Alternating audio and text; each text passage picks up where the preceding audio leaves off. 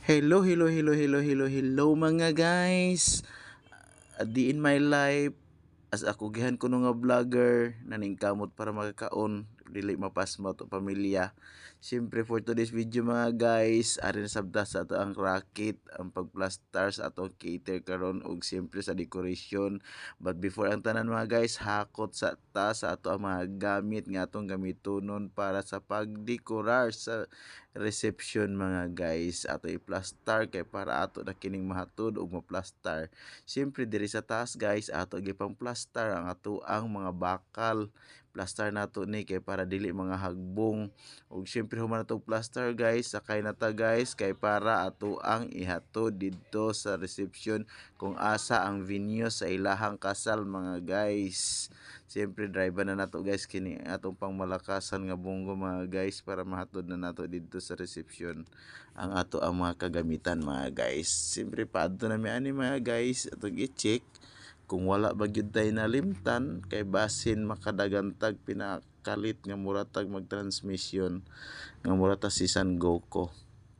Tungod kay wala naman raid na gyud ang tanan, mularga na ta mga guys ug siyempre drive na nato ang ato ang pangmalakasan mga guys nga bunggo.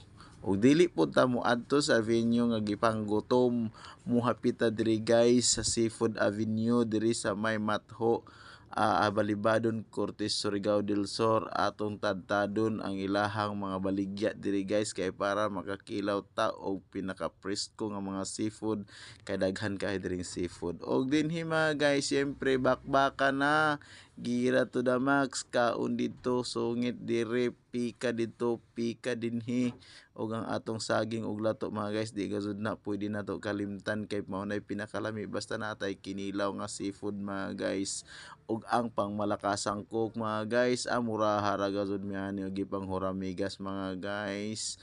Grabe gyud makasungit ning ako mga kaubanan mga guys. Mura pugad ni sila wala pa magakaon sa isa ka tuig ug karon pa nasugatan ang kaon, mura ra gazud sila nagkiningkoy. Syempre human namig kaon, ari na dahin mi diri sa venue nga among set upan sa amo ang decoration.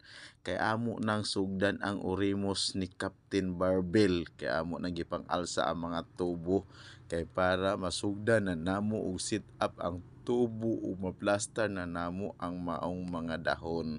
Kay adesir nato ipangsangon ang mga panghuramintas sa pagdekor sa gamhanang mga kamot ning ako mga kaubanan. Kanina ang resulta guys, humanamo na taod ang mga tubo.